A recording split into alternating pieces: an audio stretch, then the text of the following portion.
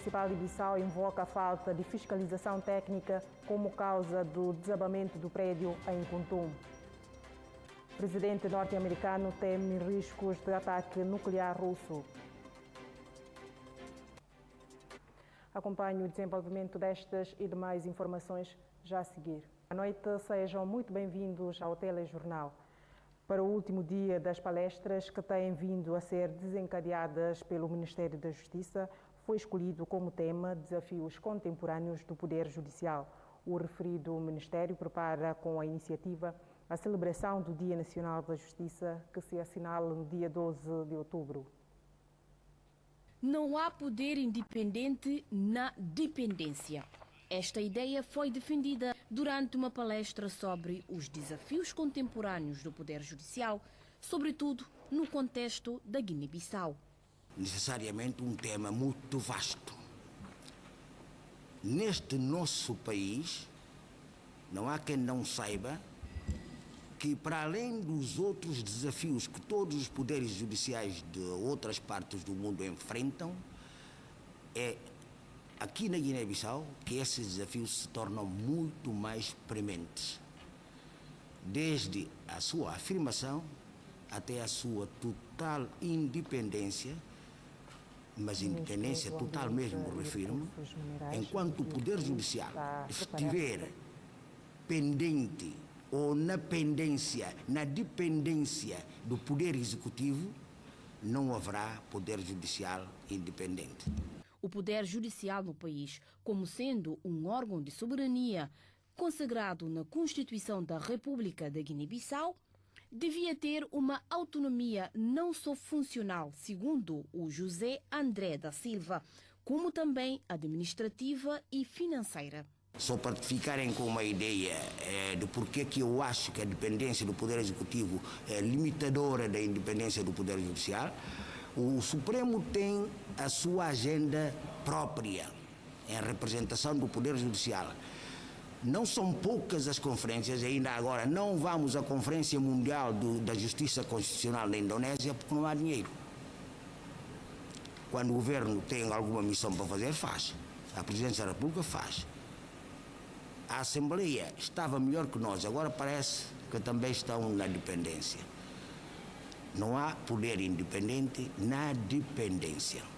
Desafios contemporâneos do Poder Judicial é o tema da última palestra entre as várias desenvolvidas pelo Ministério da Justiça no âmbito dos preparativos para a celebração do Dia Nacional da Justiça, que vai ser comemorado no dia 12 de outubro. A palestra reuniu advogados e estagiários no ramo da advocacia no país. O ministro do Ambiente e Recursos Minerais admitiu que o país está a preparar-se para a exploração dos seus recursos. Viriato Kassamá fez esta afirmação durante a recepção dos computadores doados pela Embaixada de Portugal em Bissau. No âmbito da cooperação bilateral entre Portugal e a Guiné-Bissau, rubricada a 13 de janeiro do ano passado, através do Programa Estratégico de Cooperação PEC Lisboa-Bissau para o período 2021-2025, estabelecendo como áreas prioritárias formação para inspetores. O embaixador de Portugal em Bissau entregou 10 computadores oferecidos ao Ministério do Ambiente. A ocasião serviu para o ministro do Ambiente afirmar que o país está a preparar-se para a exploração dos seus recursos. O nosso desafio é grande, temos dificuldades de meios técnicos e humanos e contamos com Portugal para nos dar essas ferramentas básicas para podermos cumprir com a nossa missão. Como sabem, a Guiné-Bissau é um país rico em recursos naturais. Estamos a entrar na fase de exploração destes recursos. Há uma expansão enorme das áreas urbanas e não só. O setor do ambiente tem um papel preponderante para harmonizar todos esses aspectos. Kassamá agradece a oferta e espera um bom uso por parte dos beneficiários. E exortar os nossos quadros técnicos de que os computadores doados são para trabalho. Estimem-nos usa-nos de forma a servir o Ministério do Ambiente não só, como também por forma a servir o almejado desenvolvimento sustentável que todos nós falamos. Igualmente, José Caroço, embaixador de Portugal, pede um bom uso dos computadores por parte dos técnicos. Sei certamente, e mais do que espero, perfeitamente convicto que o material agora posto à disposição será obviamente útil e ser-lhe-á dado, enfim, o melhor uso em prol do trabalho e da ação cotidiana que a Inspeção-Geral e, por essa via, o Ministério do Ambiente e da Biodiversidade aqui na Guiné-Bissau levam a cabo cotidianamente na sua missão e no seu trabalho.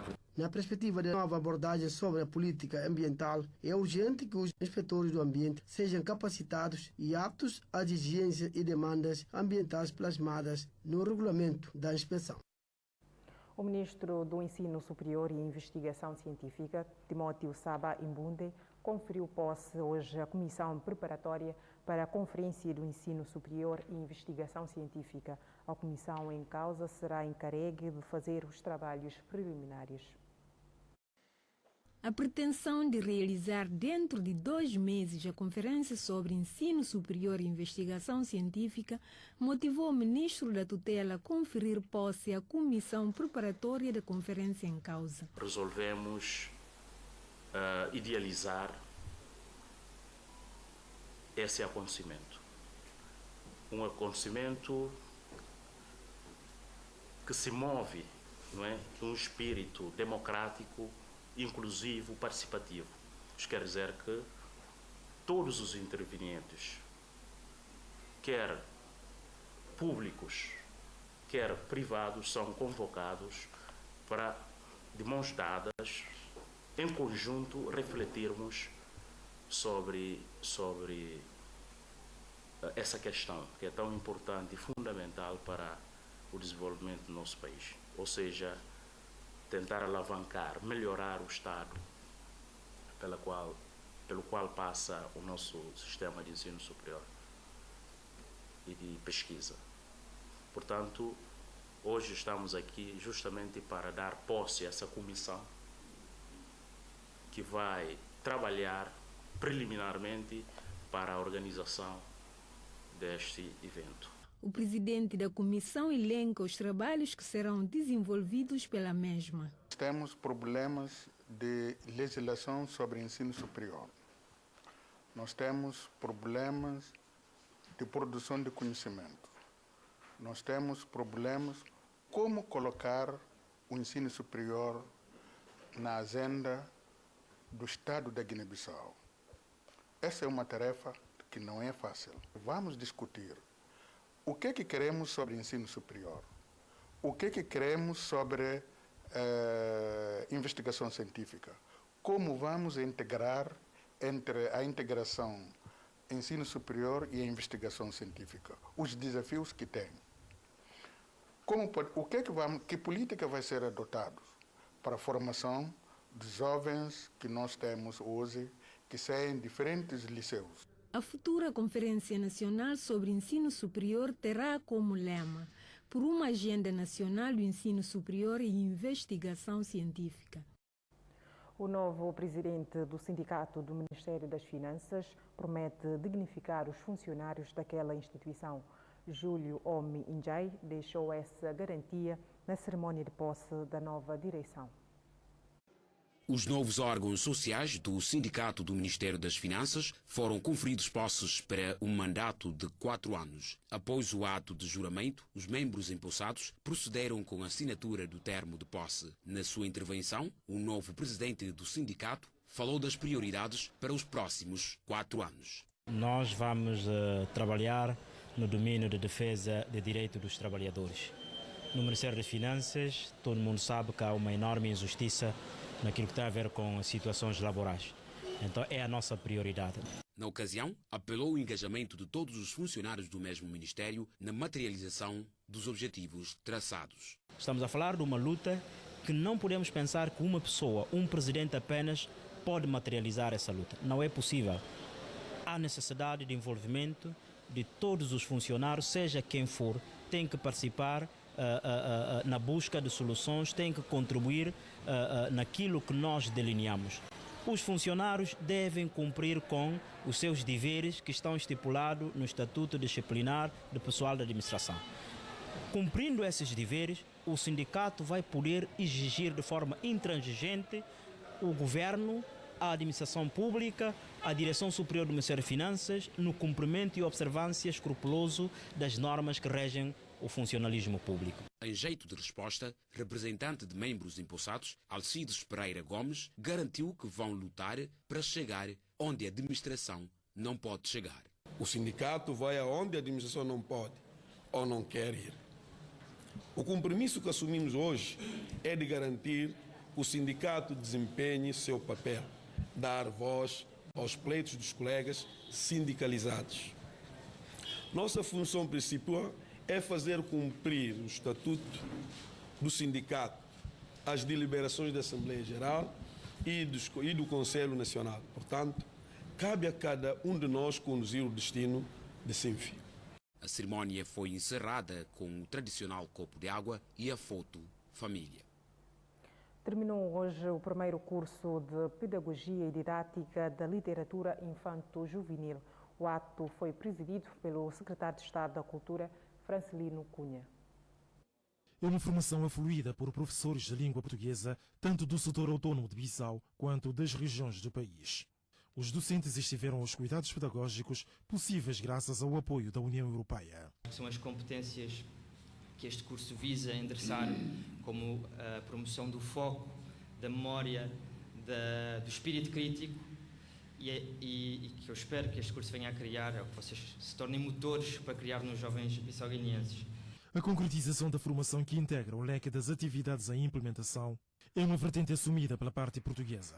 Daí a sua presença não só em termos pedagógicos, mas também ao mais alto nível da sua representação diplomática. Vós, 29 participantes, 23 homens e 6 mulheres, sei que são docentes, professores, quer do curso de Letras da Universidade Amílcar Cabral, quer do curso de Ensino Básico da Escola Superior de Educação, Unidade 17 de Fevereiro, e um aspecto que eu gostaria aqui de salientar, vindo de todas as regiões do país. Presidiu a cerimónia de encerramento o secretário de Estado da Cultura. Francelino Cunha destacou o misto da música e da literatura enquanto componentes sob a abrangência da cultura. Nós decidimos criar um programa específico na área de formação e temos vindo de mãos dadas com a Embaixada de Portugal e da União Europeia a formar pessoas. Neste preciso momento temos qualquer coisa como 10 a 11 pessoas que estão a receber formação a nível de licenciatura e mestrado em Portugal e Brasil, com o apoio da Procultura, que é o programa da União Europeia,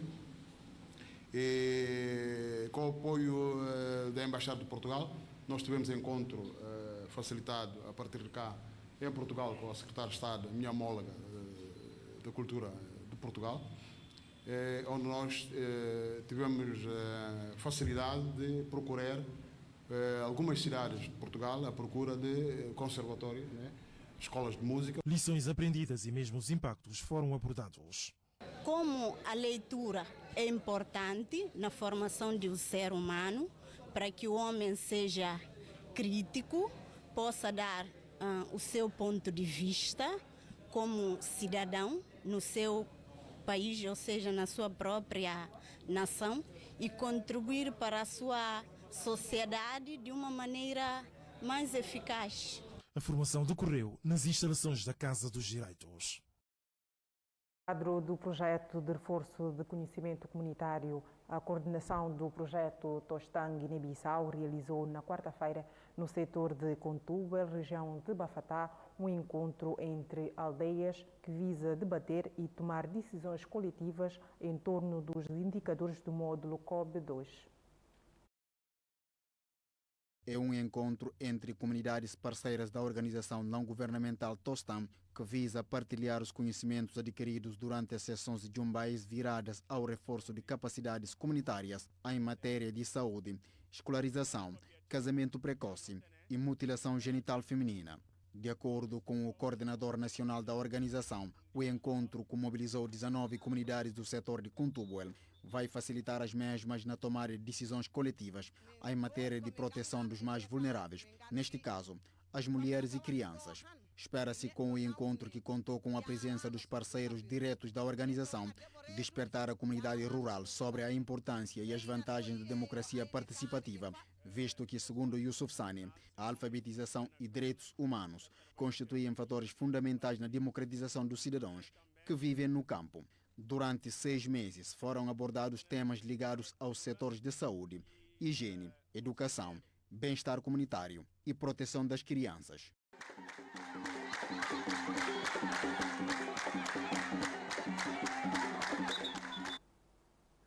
Prédio de 2 pisos desabou no final da tarde de quinta-feira no bairro de Kuntum. O desabamento não causou vítimas. O prédio de 2 pisos desabou pouco depois das 16 horas no bairro de Kuntum. Não causou vítimas mortais nem ferimentos porque, segundo as testemunhas, sinais de fendas eram visíveis e alguns objetos caíam do teto antes do desabamento, o que alertou de imediato o abandono do local de todos os ocupantes.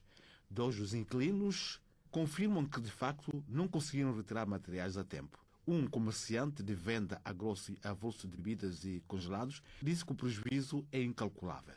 O técnico de bomba injetória explica que todos os materiais ficaram subterrados, entre manual de consulta, de diagnóstico e outros. O inspetor das obras públicas visitou o local e falou das primeiras impressões recolhidas. Eu só posso dizer que não foram observadas.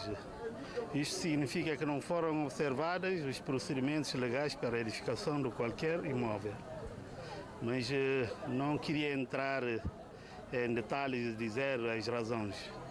Primeiro devemos fazer investigação detalhada para podermos conhecer as razões desta tragédia, né? Pela primeira informação que eu tive, o prédio foi edificado em 2011, em princípio. Para que aquele prédio seja edificado, devia haver também estudo do solo. Estudo do solo é que vai determinar o tipo de fundação e as estruturas que devem ser edificadas, né? Casos de desabamento de prédios no país, incluindo um em Canchungo e 3 em Bissau. Este último não causou vítimas mortais, nem ferimentos às pessoas. Entretanto, em reação ao sucedido, a Câmara Municipal de Bissau admite a falta de fiscalização técnica na construção do prédio, fato que terá contribuído no desabamento do referido prédio em Kuntum na quinta-feira. Segundo o diretor de Planejamento, Reabilitação Urbana e Habitação, Suleimani Touré, o desabamento do prédio de 2 pisos em Sobrado e Kuntum foi motivado por 2 razões: desobediência e falta de fiscalização técnica. Explicou que o projeto aprovado pela Câmara Municipal de Bissau correspondia a um andar devido à natureza do espaço, mas o proprietário desobedeceu às orientações do engenheiro encarregado de avaliar o local da construção e avançou com as obras. Questionado sobre o porquê da não fiscalização e, consequentemente, suspensão dos trabalhos, já que o empreiteiro não cumpria com as orientações dadas, Touré admitiu que a instituição camarária também teve a sua responsabilidade por não ter sido rigoroso na fiscalização técnica. No entanto, o responsável de Planejamento, Reabilitação Urbana e Habitação chamou a atenção sobre as consequências de sucessivas mudanças de estrutura de administração. Para ele, essas mudanças acabam por influenciar negativamente a tomada de decisões para o bem do país, referindo como exemplo a suspensão de construção de casas nas zonas úmidas um pouco por todo o lado. É importante que todos os cidadãos sejam fiscalizadores das construções feitas nos bairros para evitar desabamentos como aconteceu na Chapa de Bissau, em Canchungo e agora em Sobrade. As vendedeiras do mercado de Joló estão indignadas com a fraca afluência das pessoas no local. Lamentam ainda as condições e riscos da prática do comércio nas bermas das estradas. Do mercado só restam cacifos e mesas vazias. O lugar está quase sem ninguém. A presença dos vendedores e compradores podem ser contada nos dedos da mão. A preocupação dos que ainda têm esperança de ver o lugar lotado de pessoas, como nos primeiros momentos da sua inauguração, aumenta cada vez mais, explica uma entrevistada sobre o assunto. O lugar devia ser de ganho de lucros através das compras e vendas de diferentes produtos. Mas, já há 1 ano e meio que tudo ficou parado, testemunhou o comerciante Tidjane Balde, revelando que os produtos adquiridos para o efeito de venda ficam na loja sem saída e acabam por danificar. E as perdas estão a aumentar com as cobranças dos impostos. Para lá de Diallo, a afluência dos clientes no mercado é de menos. A verdadeira preocupação se reside nos buracos que contêm grande quantidade de água parada, que acaba por entrar até no armazém de venda, danificando toda a mercadoria. A intervenção das entidades competentes no assunto contribuiria para minimizar os riscos de vida no outro mercado que situa na beira de estrada em São Paulo e ajudaria de igual modo os moradores de Jolo. Inaugurado em 21 de julho de 2020, o mercado de Jolo contém cacifos e mesas apropriadas, poço de água e energia elétrica. O que não se compreende é porque do espaço com estas condições para atividade comercial se encontra ainda vazio. Utentes pedem a redução tarifária dos transportes mistos e melhoria de condições das estradas. A equipa de reportagem da TGB registrou os pedidos durante a visita efetuada à paragem central. A péssima condição das estradas e aumento descontrolado da nova tabela dos transportes mistos estão a prejudicar motoristas e viajantes. Segundo os utilizadores dos transportes mistos, o governo devia pensar primeiro na melhoria de condições das estradas antes de aumentar os preços dos transportes e de combustível. Da opinião dos interpelados pela TGB, a nova tabela não só prejudica os passageiros, como também os motoristas, que são obrigados todos os dias a frequentar oficinas por causa de má condição das estradas. Apelam ao governo a refletir um pouco sobre a situação do povo. A nossa reportagem ouviu o presidente da Associação dos Motoristas da Paragem Central, que aplaude o comportamento dos seus associados. Segundo ele, estão a respeitar a tabela fixada pelo governo e prova disso justifica que ainda não receberam nenhuma queixa dos passageiros sobre o aumento dos preços fora da tabela estabelecida. Agora faremos pausa para um intervalo. Até já.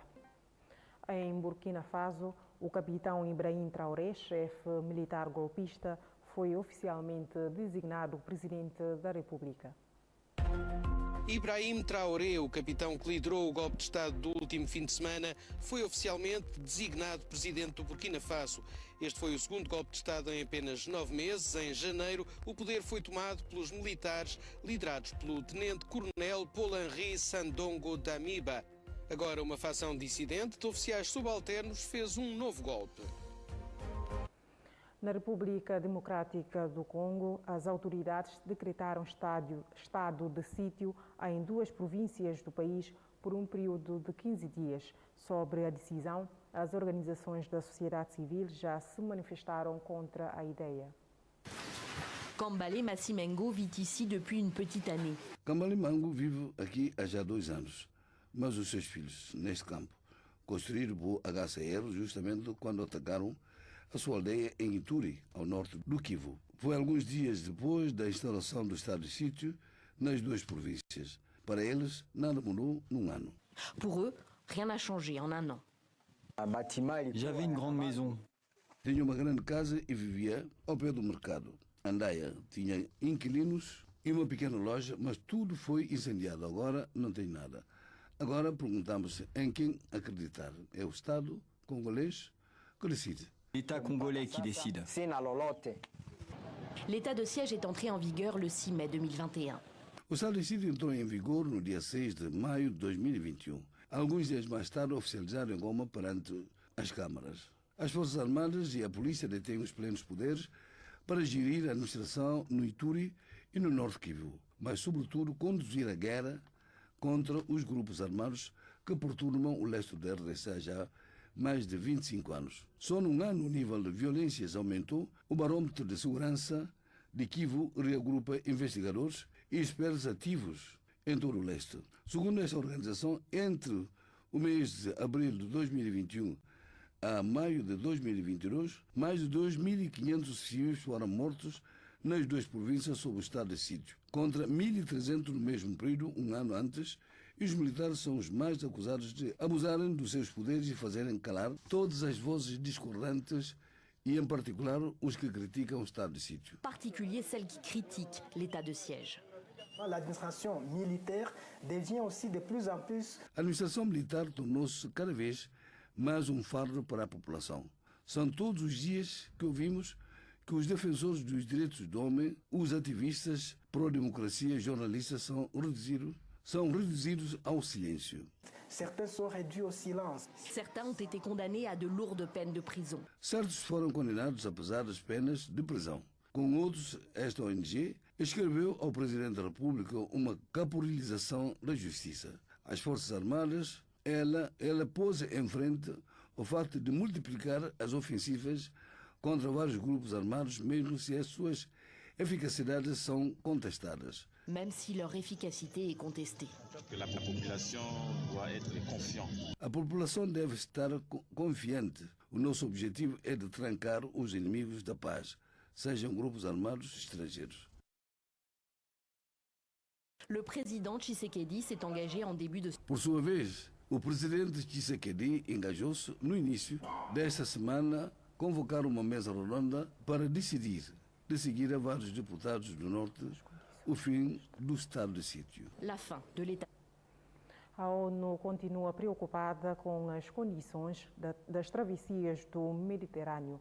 Na quarta-feira, na ilha de Quinteira, Grécia, 15 migrantes morreram e 80 pessoas foram resgatadas em consequência de um naufrágio registrado no local. São os destroços da embarcação que naufragou na quarta-feira de manhã na costa da ilha grega de Quitera. 15 migrantes morreram, 80 foram resgatados. Quem sobreviveu viu tudo e não esquece. Abdul Gafar Amur estava na embarcação. Fugiu do Afeganistão para lutar por uma vida melhor na Europa. Conta que, depois do barco naufragar, a equipa de resgate demorou cerca de 3 horas. Demasiado tarde para salvar as mulheres e 2 adolescentes que acabaram por ver morrer. O Alto Comissariado das Nações Unidas para os Refugiados não tem dúvidas de que o tipo de migração de hoje em dia é mais perigosa. A tendência desde 2015 tem sido uma diminuição, mas as viagens estão a tornar-se mais perigosas. Estamos a ver o número de mortos a aumentar. Em 2021 tínhamos 120 mil migrantes a passar o Mediterrâneo e 3.200 morreram ou desapareceram nessas viagens que agora são mais mortais. Na quinta-feira de madrugada, um outro naufrágio na costa da ilha de Lesbos provocou a morte de 18 migrantes. Os ventos fortes terão sido a causa das 2 tragédias que aconteceram num espaço de horas. O presidente norte-americano teme pelos riscos de ataque nuclear russo. Joe Biden avisa que, caso Putin avançar com esta intenção, o planeta não irá resistir. Para Joe Biden, o risco de ataque nuclear está agora mais elevado do que na crise dos mísseis cubanos de 1962. Num evento do Partido Democrata, o presidente norte-americano disse que não acredita que Putin esteja a fazer bluff quando ameaça que irá usar armas nucleares. Biden deixa ainda uma mensagem: se Putin avançar mesmo com um ataque nuclear, o planeta não irá resistir. Vladimir Zelensky diz que a NATO tem de fazer algo para evitar as vontades da Rússia. Numa videoconferência com um instituto australiano, o presidente ucraniano pediu mais sanções contra o Kremlin. O que deve a NATO fazer? Eliminar a possibilidade da Rússia usar armas nucleares. Mas, acima de tudo, apelo novamente à comunidade internacional para aplicarem mais sanções, como antes de 24 de fevereiro, para que saibam o que vai acontecer se avançarem. O discurso de avanço nuclear é já comum por parte de Vladimir Putin, que faz ouvidos moucos às sanções que vão chegando contra a Rússia. O país está cada vez mais isolado, mas por enquanto nada acalmou a ofensiva. É tudo por hoje. Boa noite e até amanhã.